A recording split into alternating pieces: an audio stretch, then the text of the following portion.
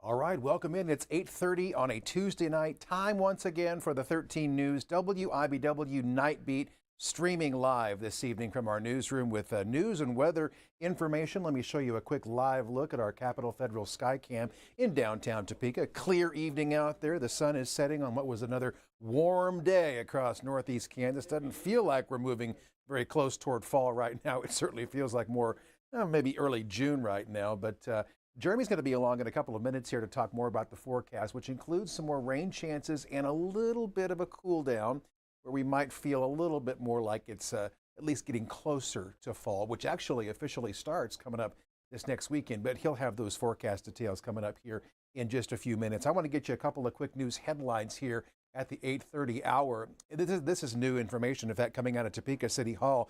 The City Council tonight, the governing body, voted this evening to kind of get the ball rolling on its efforts to recoup some of the millions of dollars it has invested in Hotel Topeka. And I'm going to kind of try to break this down for you. It's a little kind of hard to decipher, but I'm going to try to put it in terms that we can all kind of digest. So here's what they're going to do. Starting in 2026, guests who stay at Hotel Topeka will pay an 8% transient guest tax. An 8% transient guest tax. Now, the city is going to determine what the baseline transient guest tax should be based on what the hotel brings in this year. They're going to determine a baseline on what the hotel brings in for 2025. So anything over that baseline in 26 will go toward paying back some of the millions the city has spent buying and operating and fixing up Hotel Topeka. So as an example, and I'm just pulling a number out of thin air here, let's say the baseline for 2025 is $20,000. Let's say the transient hotel guest tax brings in $20,000 this year. Next year it goes up to 8%, right? Let's say it brings in $30,000 next year. So then that first $20,000 would be going toward what it normally goes to for the city. The extra $10,000 would then go toward the pot of money where they're going to be collecting money to repay themselves or repay the city and the taxpayers, for the millions that have been invested in Hotel Topeka. I hope that makes sense. It's a little hard to kind of understand, but again, that baseline is going to determine what they will then put in the payback pot, if you will, above whatever they make this year.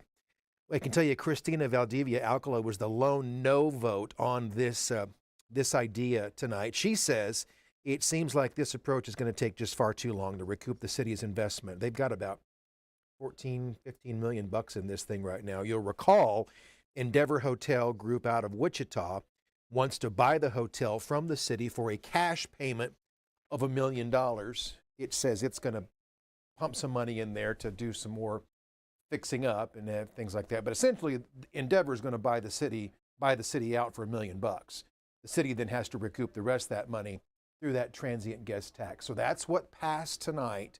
We'll have to wait and see again what that baseline is determined to be for this year. And then anything that they get above that based on that new rate of 8% is the money that'll go toward paying back the millions of dollars that have been invested in Hotel Topeka. I hope I explained that okay. It's kind of hard to wrap your brain around a little bit, but that's what we learned at City Council tonight.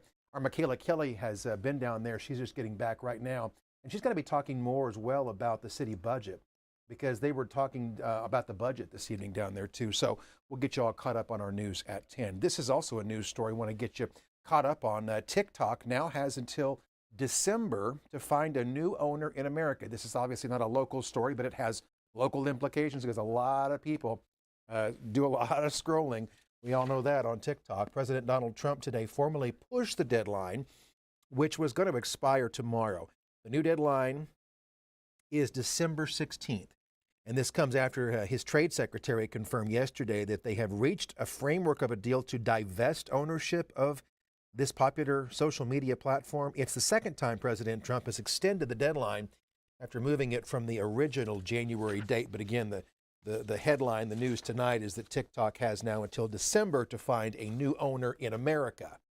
So that's the latest on that. So if you're scrolling on TikTok tonight, you can do it until December, at least we know for now, because it's going to be a little bit longer in terms of that deadline for the company to have a different company owning it here in America. A kind of a fun little story I want to just end with here on our Night Beat this evening. Something you're going to see if you go over to the mall, Westridge Mall here in Topeka. It's a little area that you may want to just do a little relaxation in and maybe even do a little reading. Take a look here. 3, 2, 1. That was a ribbon cutting ceremony there today at the mall for the library because they are opening up once again another book nook. They had one there before. This is going to be the next version of the book nook there at Westridge Mall. It includes toys to support brain development, learning to read books, a collection of general interest books, courtesy as well of the Friends of the Library. Library CEO Marie Pico says that this new spot can act as a space to relax and enjoy a book if you're over there doing some shopping. You can learn about the library as well in that book nook and its many programs, especially encouraging reading and imagination at an early age. The ceremony today included a story time for some of the little ones who were there. You can see that right there on hand. The book nook is located up there on the second level at Westridge Mall near the food court. But again, they're hoping that a lot of folks will just stop by there and kind of take things in and maybe do a little relaxation now if you're over there looking for bargains at Westridge Mall. Those are some of the headlines we have for you this evening here on the Night Beat. After a quick 1-minute break, my friend Jeremy's going to be along to talk more about the forecast, which again includes those rain chances and maybe a little bit of cooling in the forecast too. You're watching the Night Beat, and we're back in just 60 seconds.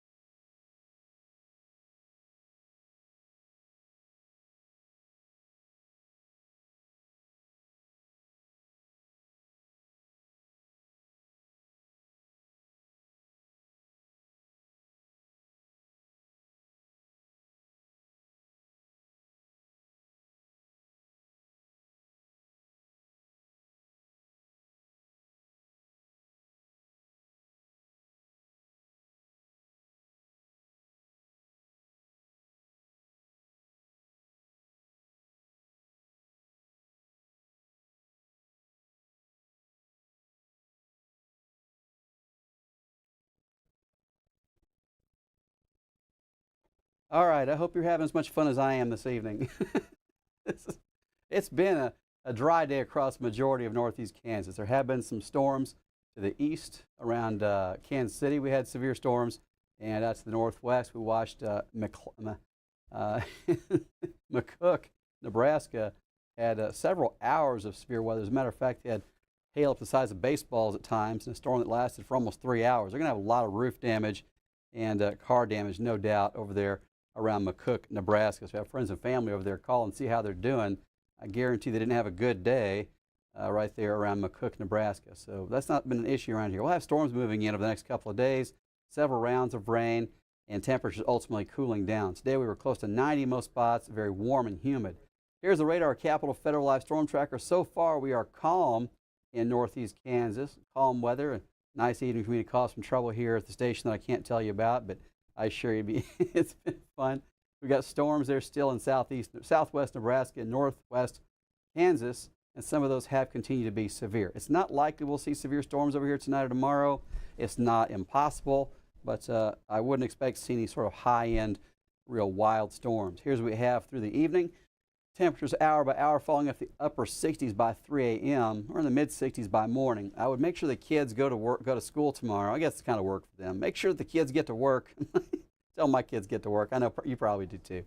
But they'll be at the bus stop tomorrow morning with the umbrella and or the raincoat. If they don't need it in the morning, they may need it in the afternoon at the bus stop because the afternoon has a somewhat higher rain chance. With highs ranging from 89 in Ottawa, 86 in Topeka, about 81 in Concordia.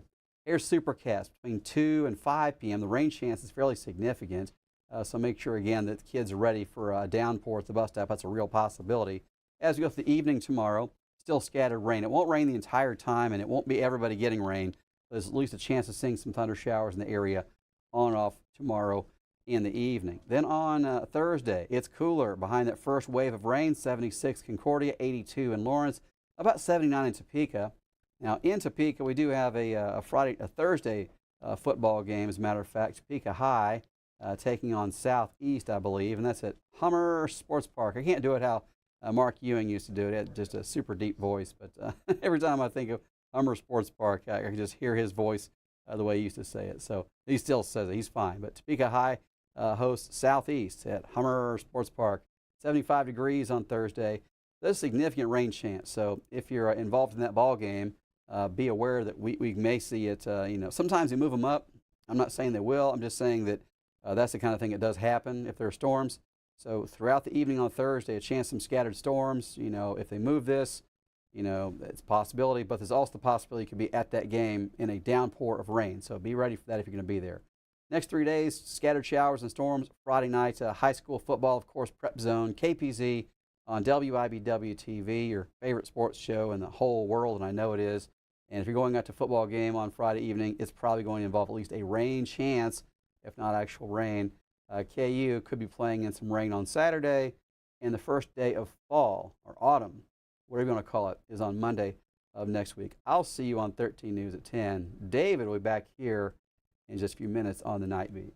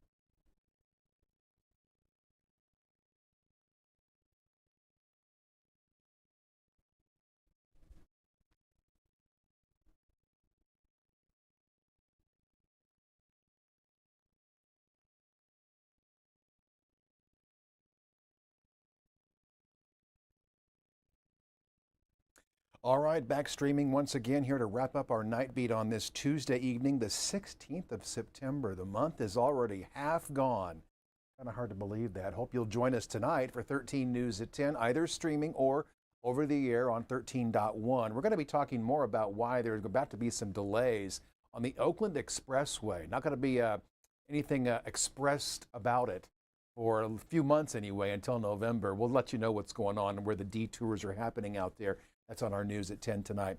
Also, you get robocalls, robotexts. I'm quite sure I get tons of them. I'm sure you do too.